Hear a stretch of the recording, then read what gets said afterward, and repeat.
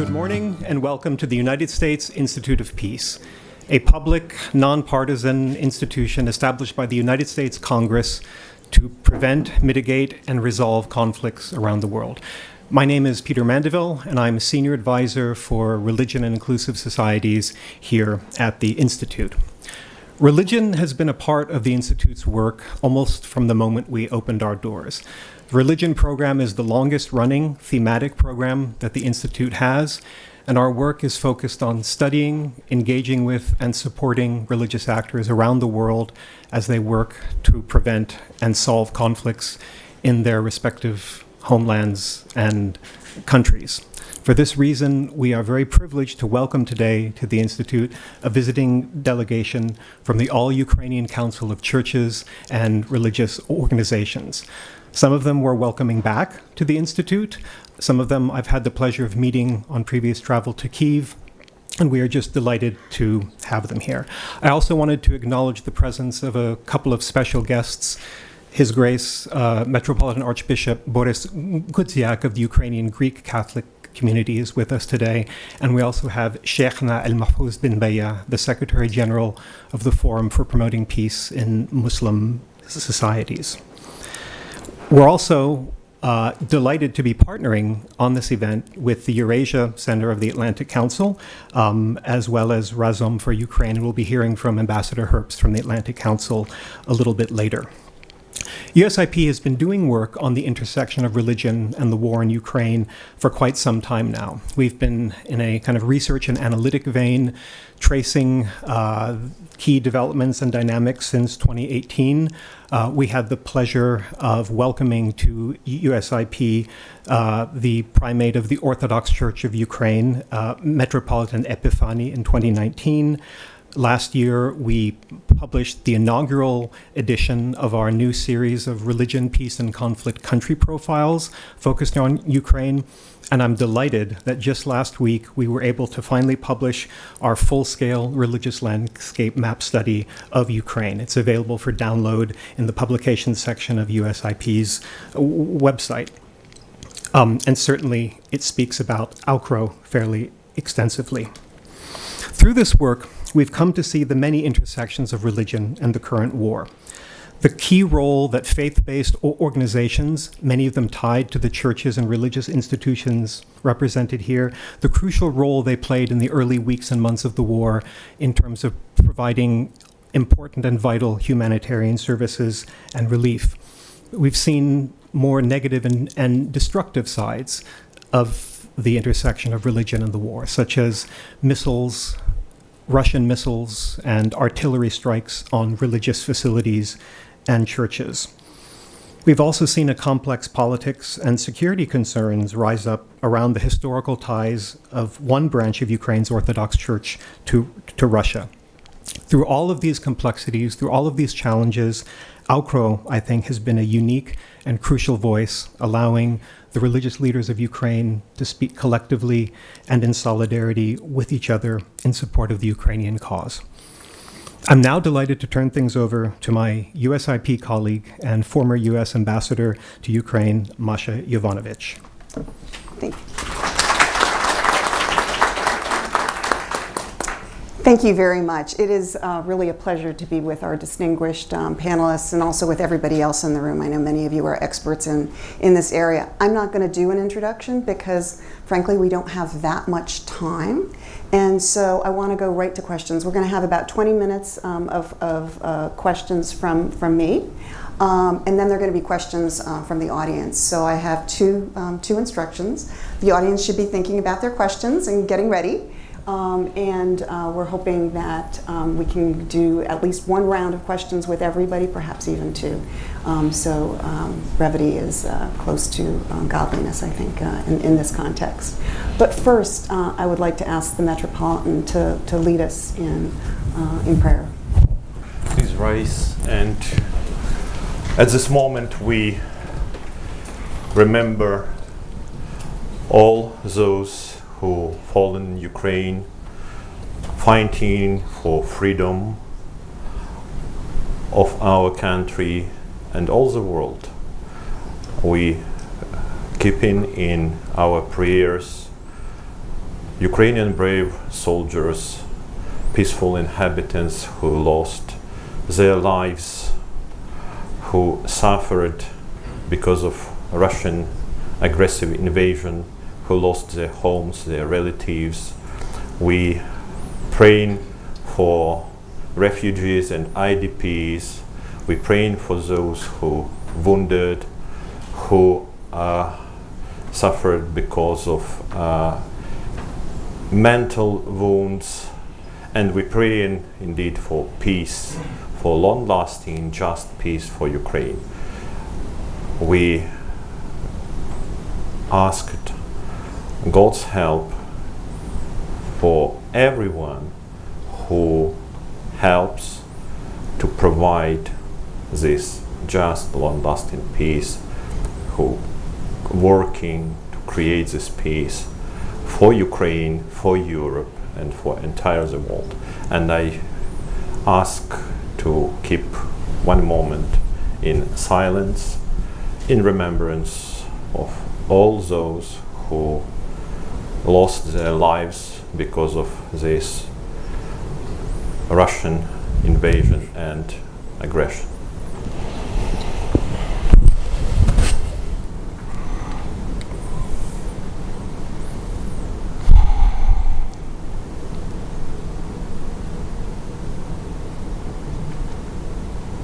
Thank you.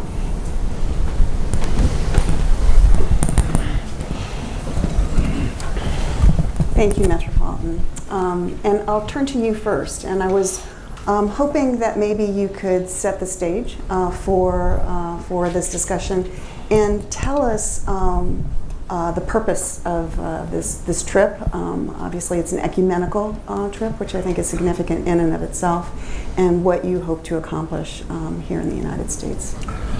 First of all, I would like to thank, as always, our very good partner, United States Institute of Peace.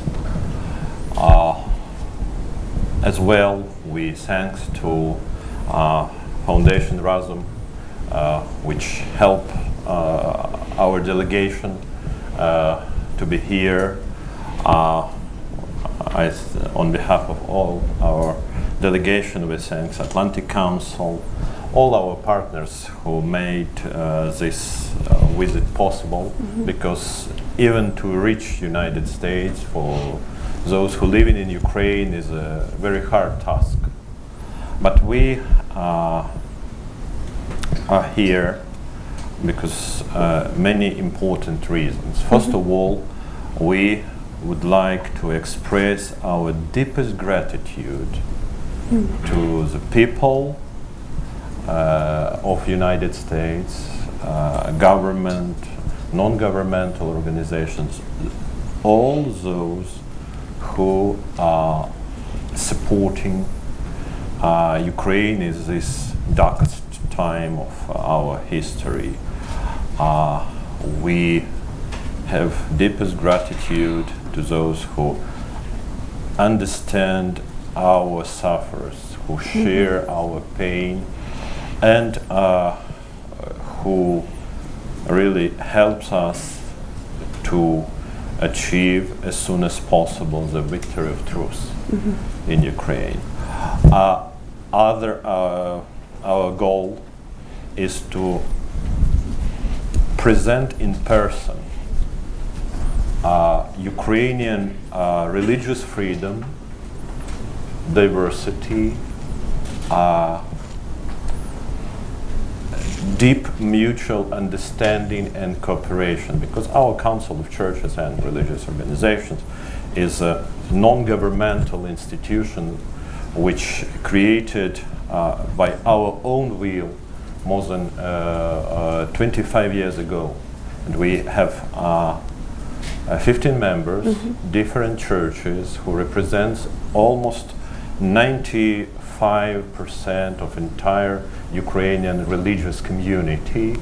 We have representatives of different Christian denominations, Muslim community and Jewish community, and it is very unique example of not just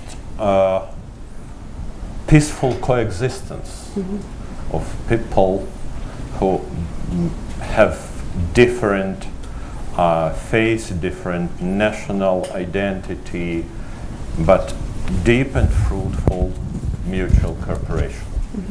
And we had, for this more than 25 years, we had a number of meetings, visits abroad, and we know from our experience how it's important to just present ourselves, because just now, in current world, I think it's one of most important examples of peaceful coexistence. And we try to bring this good news from Ukraine, that inside Ukraine we have this cooperation. We really enjoy freedom of religion and belief. We really protect these rights. And last but not least, our goal is to share our experience, because we are eyewitnesses of Russian atrocities, of what's going on in our country. We have deep cooperation with different people from the grassroots level, and we understand what our nation need, and we try to share with our partners here, because only together we are able to prevent very real catastrophe of Third World War. And I think with help, with partnership of all people of goodwill in United States and around the globe, sooner or later, but we will achieve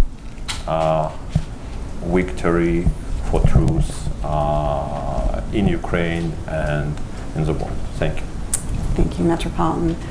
Rabbi Blake, I don't know if you want to expand on that in terms of the ecumenical view and relations among religions in Ukraine, and the status of freedom of religion for the Jewish faith, but perhaps also others. The first thing I would say is that the Council of Churches and Religious Organizations is non-ecumenical.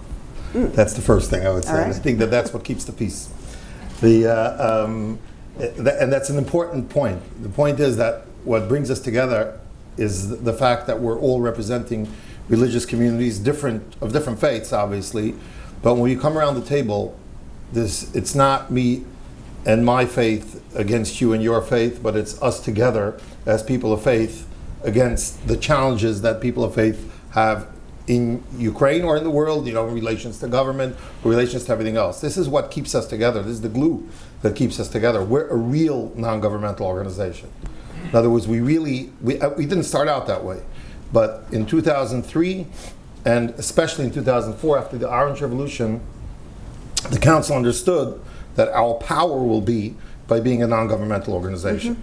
That's where our power lies, not with being controlled or quasi-governmental, which we were before, but really to have a totally independent organization. And thank God we were successful in doing that, because that's really what gives the success and the power of the Council. So living in Ukraine, by the way, and I'm an American citizen, if anyone can tell from my accent. I'm probably the oldest expat living in Ukraine, but I'm there since 1989. So I witnessed Ukraine going through its, the throes of independence in the beginning of the 90s, the different, I would say, revolutions. Ukraine was a lucky country. They got more than one chance. They got, a chance in 1991, and they got a chance in 2004, and then they got a chance in 2012, and now they have another chance. And what's happening is you're seeing the development of a true democracy. At the beginning, we thought that it's great because everything is good, and there are no wars, and nothing is happening. But the fact is, the difference between the 2004 revolution, 2014 one, was that 2004 no blood was spilled, thank God. Whereas in 2014, when blood is spilled, at least in religion, we know that that's a covenant that will last and stay. In other words, the fact, and I'll be honest with you, that I, as an American citizen living in Ukraine and the head of the Jewish community, the moment I saw the first shot fired at the Maidan, I knew it was over. There was no, in other words, there was no politics and no diplomatic approaches anymore. That's it. It was over. And the approach that we're bringing here, the message that we're bringing here is, first of all, just look at us. Yeah. Just look at us. This is a real council of churches and religious organizations, unlike some of our neighbors, right? This is real. Here, people are here because they want to be here. They're representing someone, and we're not being chosen by the government who should be members and who shouldn't be members. We have 18 members here. And these 18 members represent, as you heard, 95% of all of the faithful in Ukraine, no matter what religion. That's something really, really special for this as a non-governmental organization. So that is our first message. Just look at us. We sit, we talk, we have freedom, we make decisions. When laws are passed that affect religious life in Ukraine, our voice is heard. We are able to represent. I can't say we always win, because politics is politics, and Ukraine is obviously it's a political country, and it's not ruled by government, by religion. So I can't say, but at least our voice is heard. We can lobby. We can go meet with the different factions in the parliament. We can put forth our opinions, and all of our opinions and all of our statements are all unanimous. Mm-hmm. There's no majority ruling in the council, which is something. It says something about the fact that we're able to bring this all together. Mm-hmm. The message that the Metropolitan spoke about, and I think that's the most important message, is that we represent the people. The Temerty Foundation paid for our tickets. The Razom Foundation is paying for our visit here, etc. And the different foundations are participating. We were not and are not funded by the government, even one penny. So we don't have anything to say, and the government has nothing to say about what we say either. We're here representing the people of Ukraine. We're here representing the people, the millions of people that had to run, that all of these religious organizations here helped them. We're here representing the millions of people that were displaced, the women and children that are being bombed every single day, and they're being killed every day. That's what we're here to represent. We're here to tell the story of the 10%. The 10% is the difference between an NGO spending money and a government spending money. We know that every NGO knows it, that for every dollar spent by the US government, it will cost 10 cents for an NGO to do the same thing. For a war fought by the United States against the same enemy that Ukraine is fighting would cost more than 10 times as much. Ukraine is representing today and taking the heat for the democratic world. We're there. The only reason Russia is fighting us is because we're a democracy. Mm-hmm. The same way, excuse me for comparing it, that Hamas is fighting Israel because it's a Jewish state. They're fighting because it's a democracy. And I think that this is very, very important for the American people. Again, I'm an American, I'm a taxpayer, by the way, too. I file taxes. So I understand when the questions go, what's happening to all that money? What's happening to all that money? And Masha, who knows better than you, how many people at the rank of ambassador are in Ukraine today looking where that money is going from the American side? So the question of where the money is going should not be to the Ukrainian government, the Ukrainian people, but to the American government. And I'm sure the American government can account for every single penny that's going on and all of the weapons. Everything is being controlled today. It's not the Wild West out there in Ukraine. It's not the CIA smuggling arms in there and nobody knowing who's getting them and envelopes of cash. That's not what we're dealing with today. Again, this is our message. And our message is, again, not to lobby government, but to speak to the people. People of the United States, good people of the United States, understand what's happening. We are being killed every single day, and it's the height of hypocrisy when Putin gets up and criticizes Israel for attacking Gaza and saying that there are civilians there and women and children will be killed, innocent women and children will be killed and left without a roof on their heads. He has been doing that for 9 years every single day. Every single day. For the last 9, almost 10 years, civilians, women and children are being bombed. Their homes are being destroyed. Russia has not conquered any land in Ukraine. They have only destroyed land. And this is our message here. I hope I didn't take too much time, but you're right on the money. That's my message, and that's our message here today, to get this message out to the people of the United States. Thank you. Thank you. It is so important, I think, for all of us to hear your witness of what is happening in Ukraine today, because I think that with all the news going on, people sometimes forget. Right. So I did want to turn to Sheikh Tamim to ask you about the Muslim experience in Ukraine under these circumstances, with Crimea still being occupied by the Russians. What is the situation in Crimea, first of all, and secondly, in Ukraine, with so many Crimean Tatars, evacuating themselves to? First, I want to speak. Thank you, everybody, to come here and to invite us to speak about our Ukrainian community. We like the representative of the Muslim, but we are working all together one power, one front, because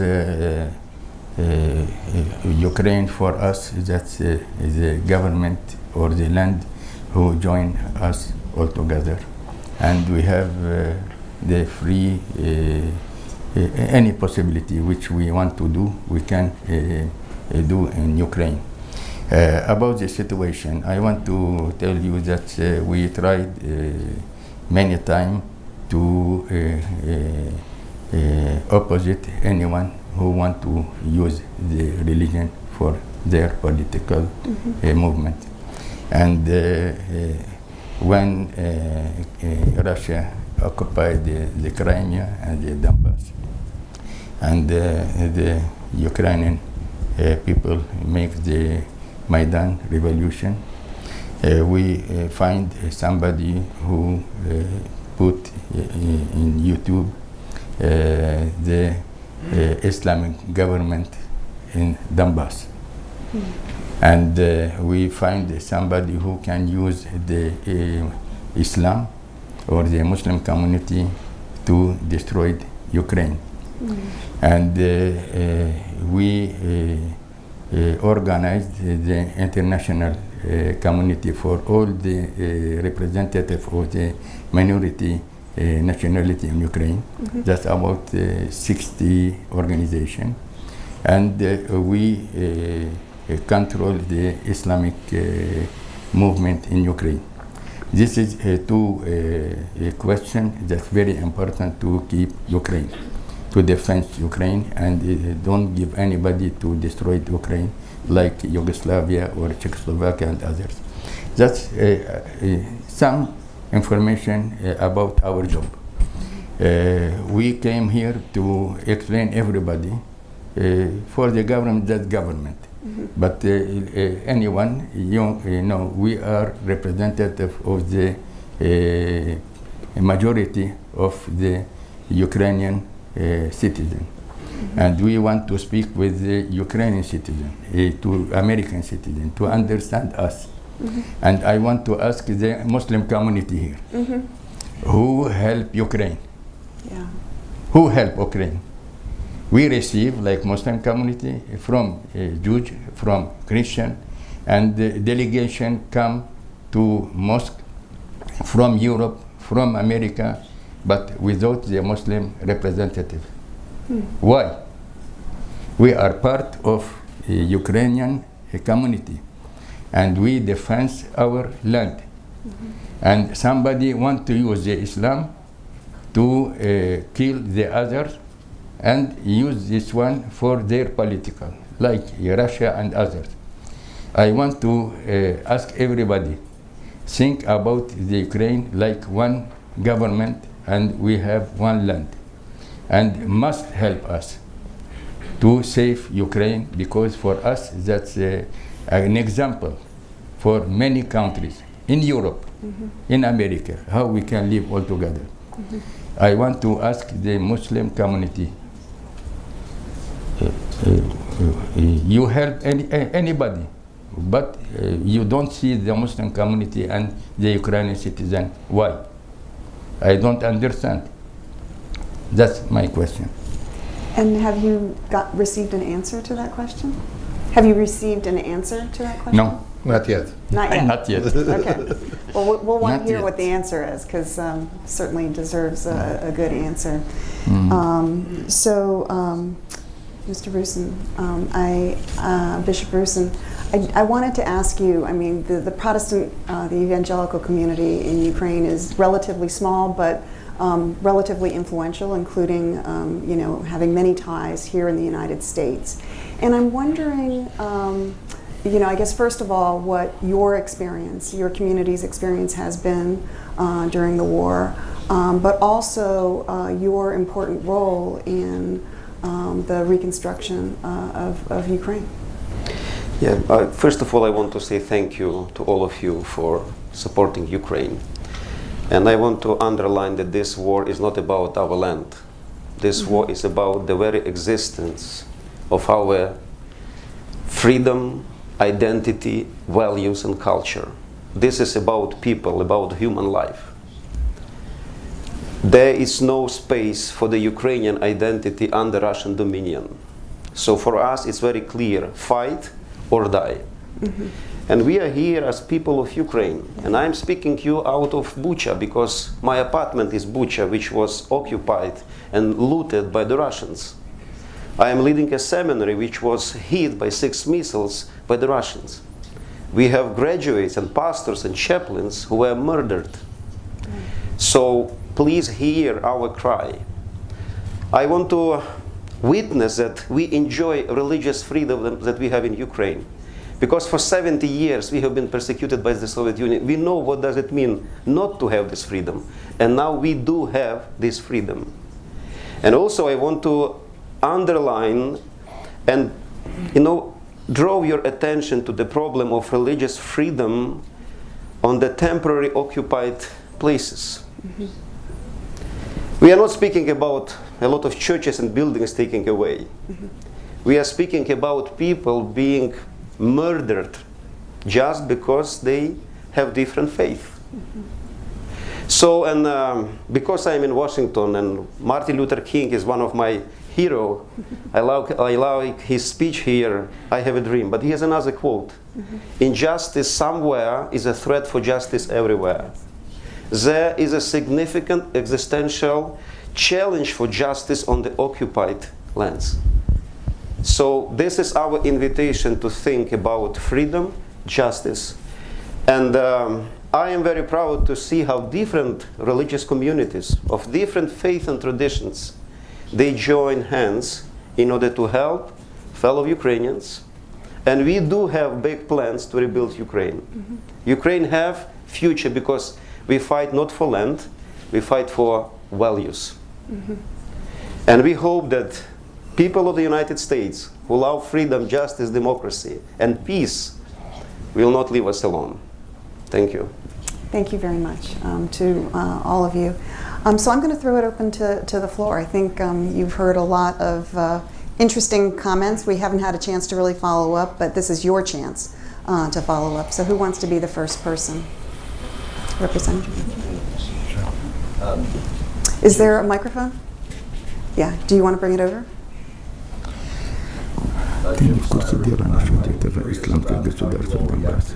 Could you wait just a second, because I think this is being recorded. Yeah, Jim Slattery.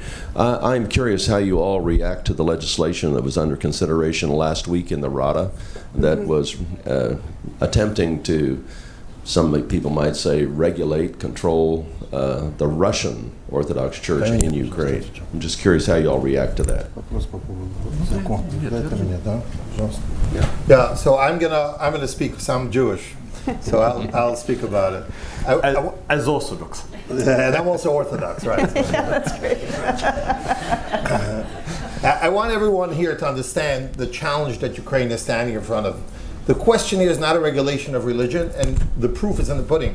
Because, like I said, I'm living this since 1989. I've seen freedom of religion grow and grow and grow in Ukraine.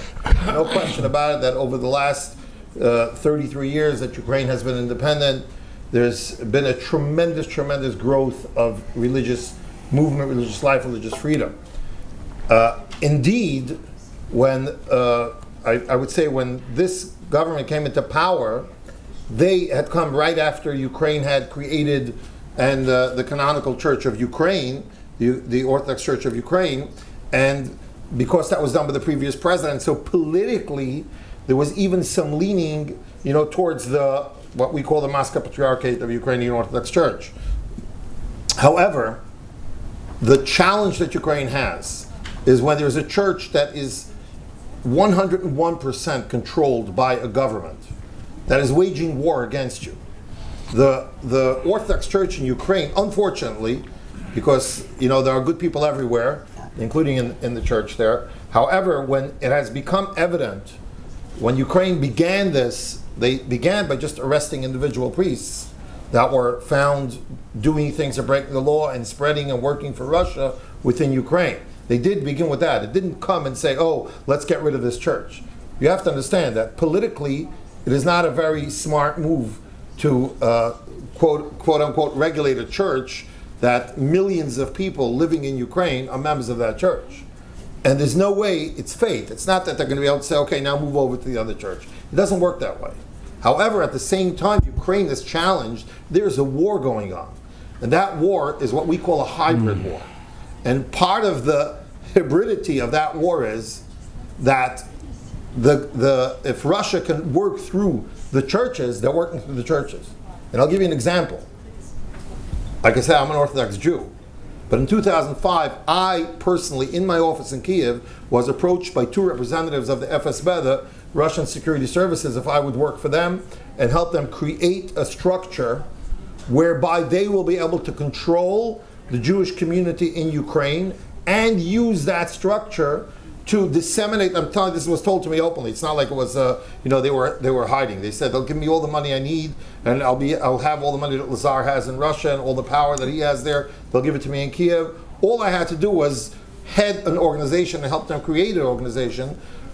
And what they told me was the reason is because they said they're trying to get Ukraine to unite with Russia on top. It's not working. They're going to try and work through the civil society and organizations on bottom.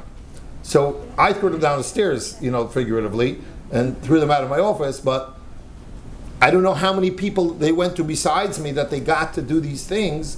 So they'll use any means that they can to get into Ukraine and to try and control and bring their point of view. And as my colleague said, to take away our freedom, because they're fighting against our way of life, which is democracy and freedom. That's what the fight is against. So they'll use the church for that. And in general, the problem is that the head of the Russian Orthodox Church, not only does he bless the soldiers that go out to murder us, not only, he's even collecting money to pay private armies now to go to Ukraine and to kill people. That's basically what's happening, because it's not a war of the Russian army against the Ukrainian army, as we heard. Mm-hmm. This is a war of the Russian army against the Ukrainian people. And not only Ukrainian ethnic people, but even Russian ethnic people, if they want to live democratically, they're the ones that are getting killed. I want to remind everybody that the parts of Ukraine that are now occupied are occupied by ethnic Russians. They're not ethnic Ukrainians. It's part of Ukraine, but most of the people, they were Russian speakers. The ones that Russia said they're coming to save. And what have they done? They're murdering them. They're killing them. They're bombing them. Kherson, that in their so-called constitution is part of Russia, is being bombed every single day by dozens and dozens of bombs. So if the church, again, the structure of the church is very difficult. Now believe me, I'm Jewish, okay? I'm going to be open with you and honest with you. I look at this and I say, what's the precedent here? They're controlling a religion, and what happens if somebody else comes up and doesn't like the Jews or the Muslims or somebody else? They're going to start controlling them. This is a very frightening thing. And I've met with members of Ukrainian Security Service about this, about what is the right way and what is the balance that they can do to maintain the peace, to maintain the law within rule of law. You can't tell somebody, okay, if you're a church, you can break the law, you can work for the enemy. It just doesn't work that way. Even if you're a man of the cloth and if you're a man of faith and you're a religious leader, when you break the law, you have to pay for it. And this is what's happening, and that's why we're looking at it. Of course, obviously, we're all nervous about it, and we're all worried about it, and we're all concerned about it. But at the end of the day, Ukraine has to survive. Ukraine has to thrive as a democracy, and it just will not happen if it's going to be controlled, or if parts of it are going to be controlled from the enemy state while the war is going on. Thank you. If I may. Does anybody else want to add? If you want, I would like to add something to this beautiful explanation, because I'm sure everything what Rabbi have been told. We must understand that in 1943, Stalin's government create special institution which have title Moscow Patriarchy, church title, and publicly leading by church persons. But since that time, Moscow Patriarchy as a ruling or governing body is totally controlled by Kremlin. It was during the Soviet time and still is during the Putin's dictatorship. Moreover, during the Soviet time was a huge split because of ideology. Church believe in God, Communist Party was a community of atheists. But now Russia officially use religion, every kind of religion. Everybody had opportunity to saw a meeting between Putin and a number of Russian religious leaders in Kremlin. It looked like not a meeting between political representative and religious representative, but it looks like a report of some officials who reported to his highest boss what have been done. And the general problem is that Russian Orthodox Church, or part of Russian Orthodox Church in Ukraine, is controlled by governmental institutions which bearing religious title, but in reality it's just a part of government of Russia. And what Rabbi told, these public blessings of Russian atrocities, of war crimes, this justification, official justification, it's not something what happened occasionally, that Patriarch during his sermon told something unacceptable. It's a policy. You know the very concept of Ruski Mir, Russian world.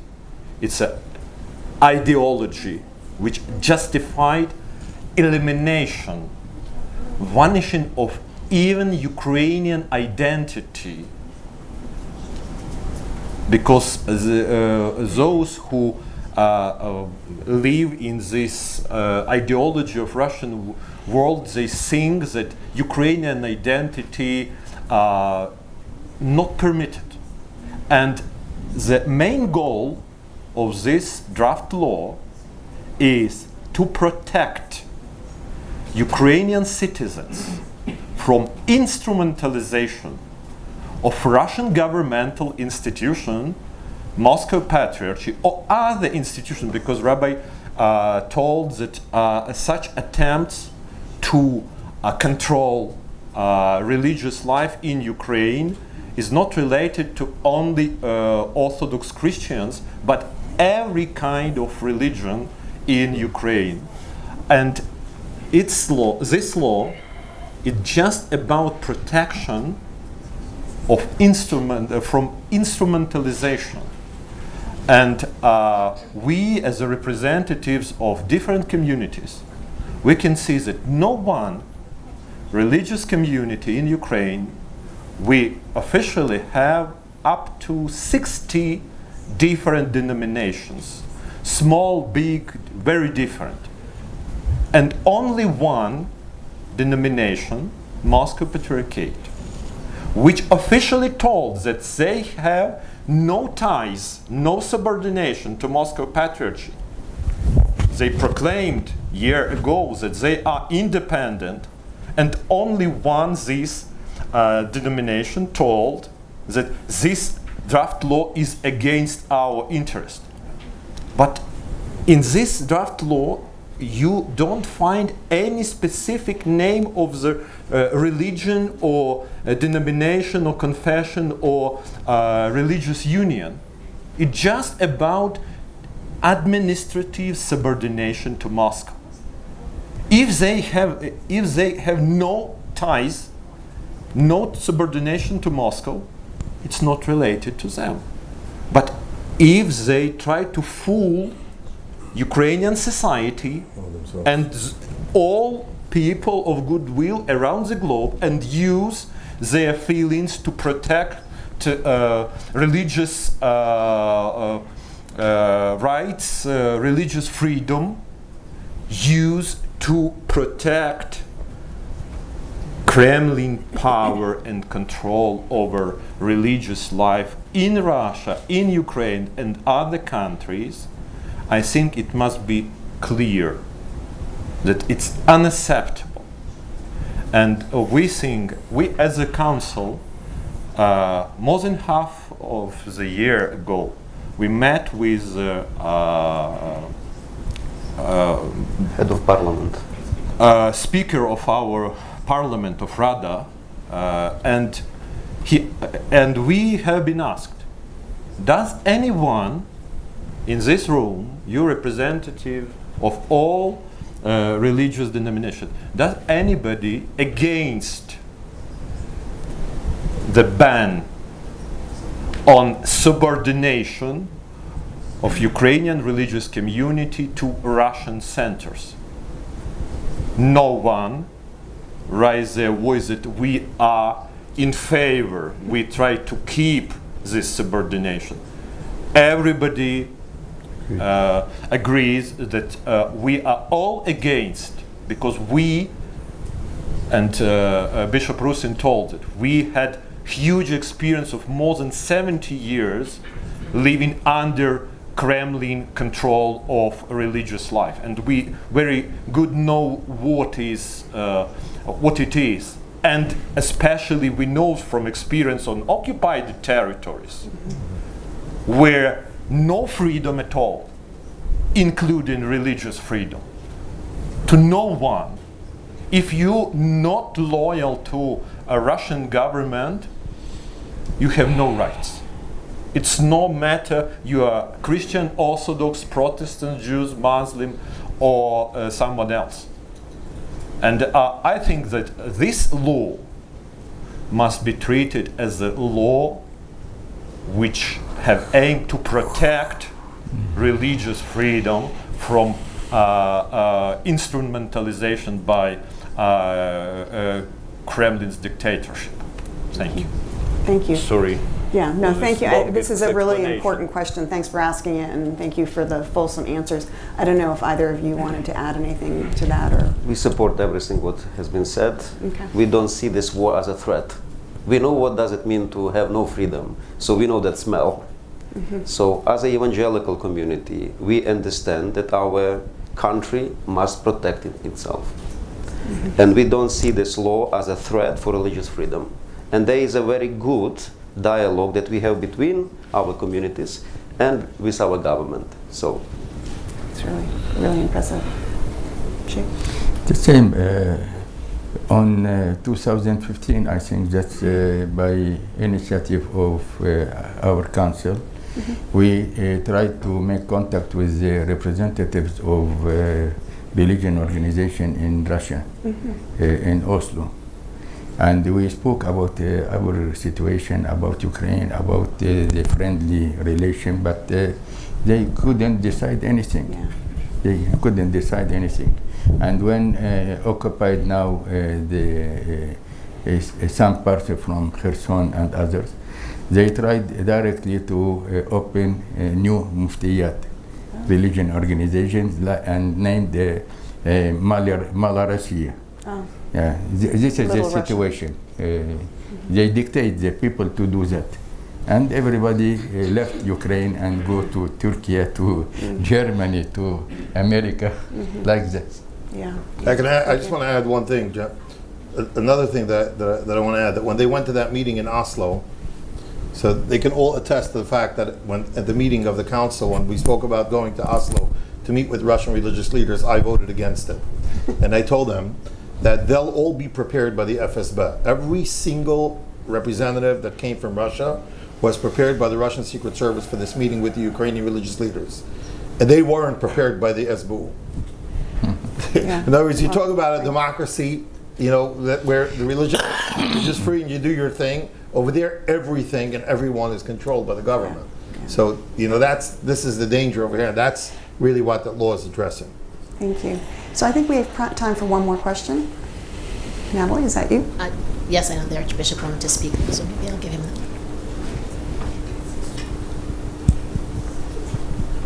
If I can add a Catholic voice to this question, which is raised by many, which is parroted by Tucker Carlson and company, even in the last 24 hours, and which is planted by a genocidal power that is declared that its intent is to eliminate Ukraine as a country, as a culture, as an identity.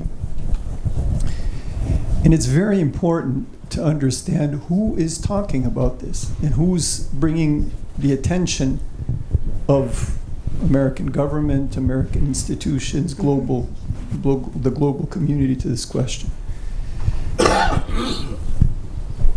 In Russia, as was said, but I would like to amplify, there is no real religious freedom for anybody, any confession.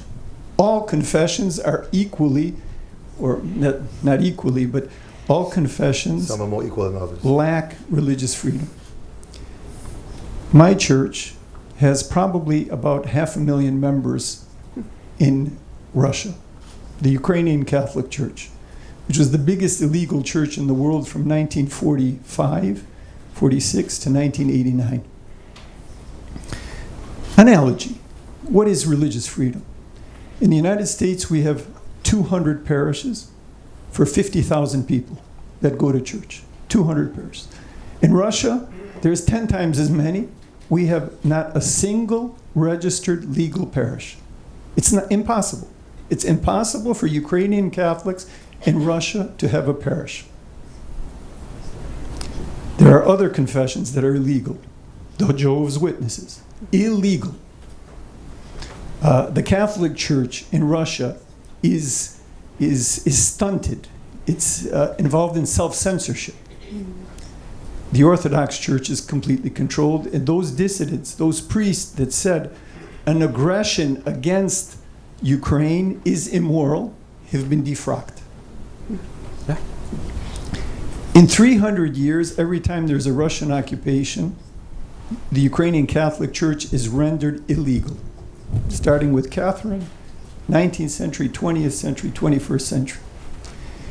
In the occupied Donbass area, there is not a single Catholic priest that is functioning, Roman Catholic or Eastern Catholic. And all of our confessions understand that a Russian occupation will bring the limitation or elimination of our religious freedom. So for a voice from Russia to question religious freedom exhibited here, where in the world will you see an Orthodox bishop, a Muslim imam, an Orthodox Jewish rabbi sitting together? As you said, look at us. Yeah. Look at us. And that is very important for people to see, because the eyes of the world are only discovering Ukraine. And we're very grateful to the Institute of Peace that fosters this discovery, because the issues are not simple. No. But the image is very clear. And it's before our eyes today. Yeah. Yeah, we're going to take one more I'll question. ask quickly, So and thank you. I'm asking of Bishop Rusin.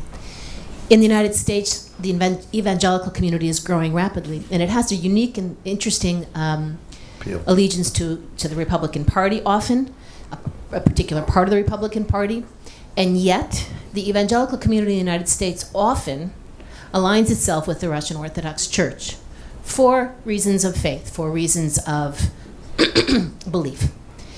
And I find it, and I've worked with Ambassador Herbst on some of this earlier on, that the evangelical community in the United States, which is very important politically, especially today in the US Congress, today when we're looking at whether or not to fund Ukraine going forward for the next year, they need to hear from the Ukrainian evangelical community. They need to hear about the atrocities of the murder and torture of the evangelical pastors in occupied Donbass. They need to hear about the lack of freedom from you, from your community. What more can you and the evangelical community of Ukraine do to help the evangelical community in the United States understand that the Russian Orthodox Church is not today, for all the reasons you've given, is not the example, and that they should not seek to align with it when it has no respect for the evangelical community? What can the evangelical community of Ukraine do to help us here in the United States with that part of our citizenry? Thank you. This is a very important question, and we do our best making our story known among our fellow evangelical believers. Yes, we see that Russian propaganda is extremely effective. And I don't think that only evangelical community can change the perspective of evangelicals in the United States. This is our common goal. And we, even though I am an evangelical pastor, I want to work on behalf not just my tradition, but all people of Ukraine. This war made every Ukrainian my neighbor.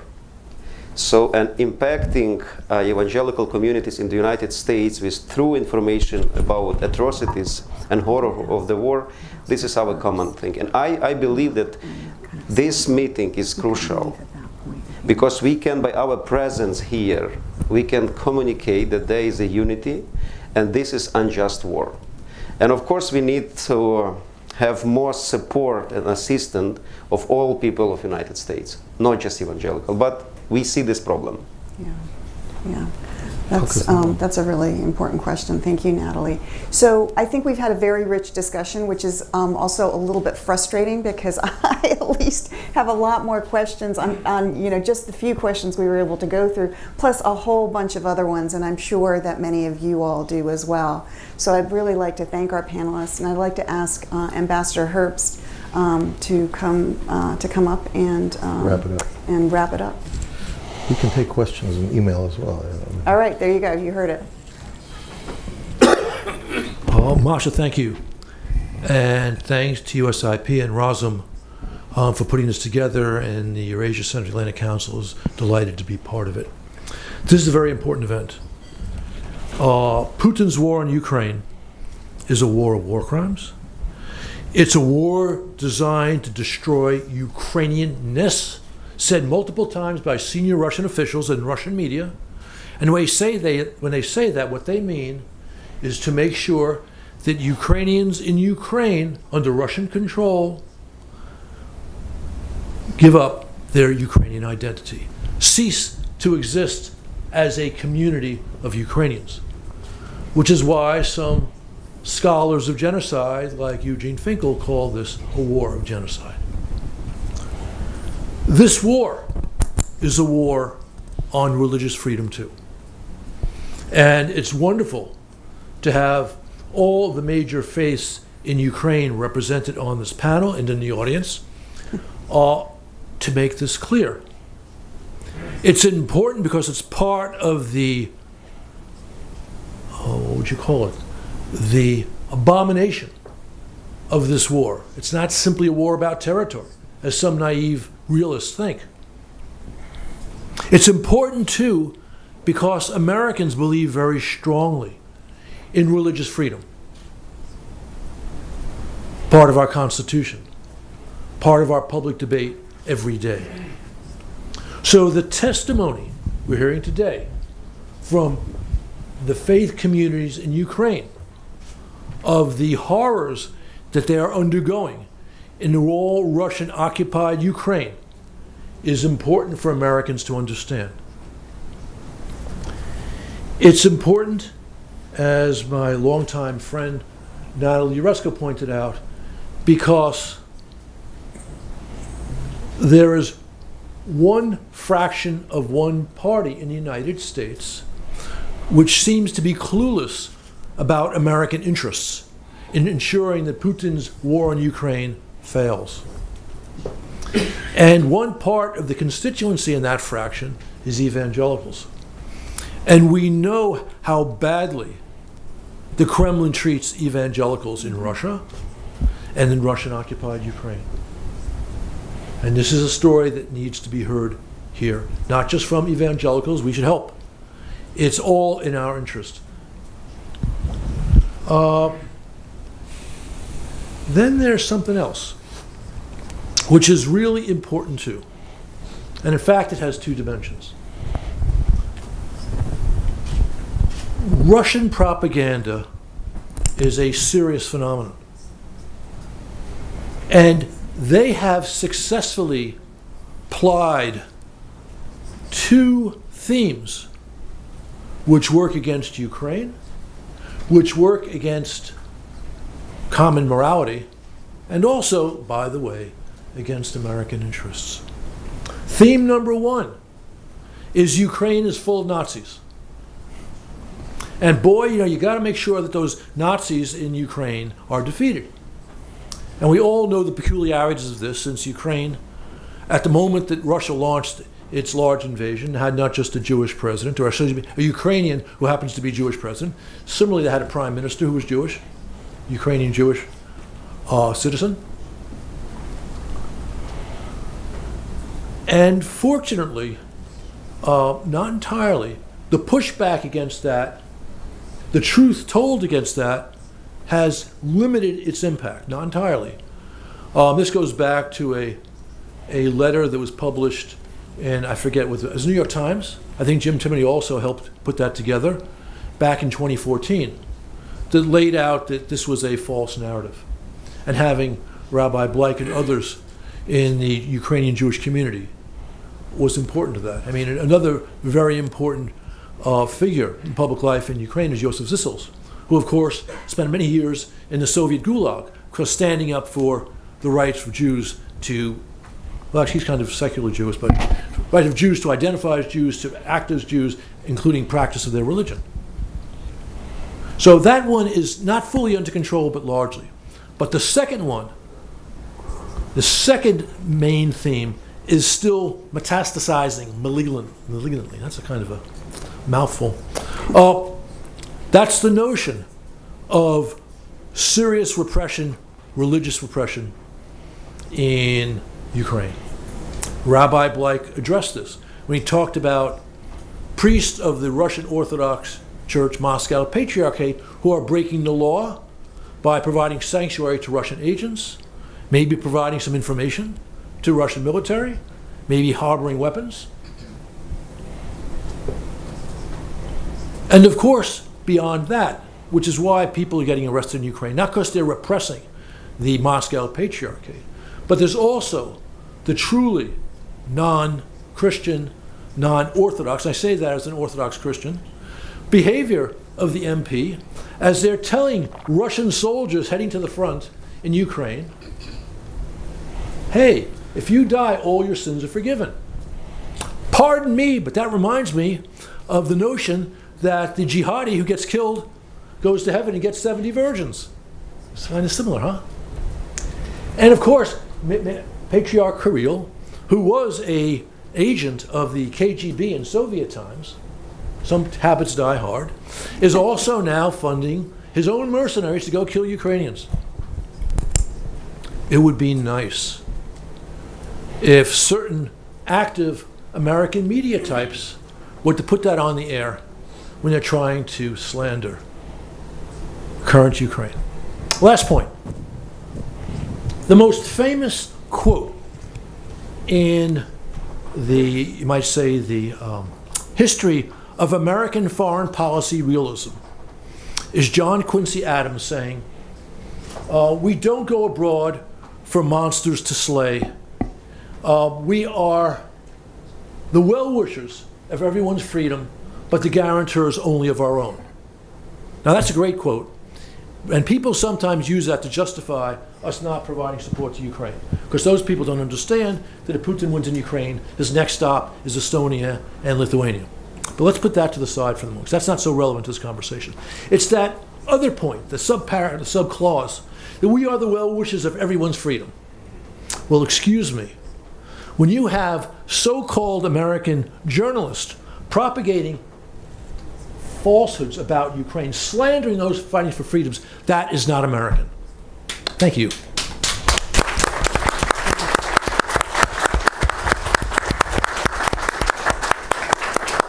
Thank you very much, Ambassador, and thank you to our distinguished panel. And I think we want to give you another round of applause and see you on your way.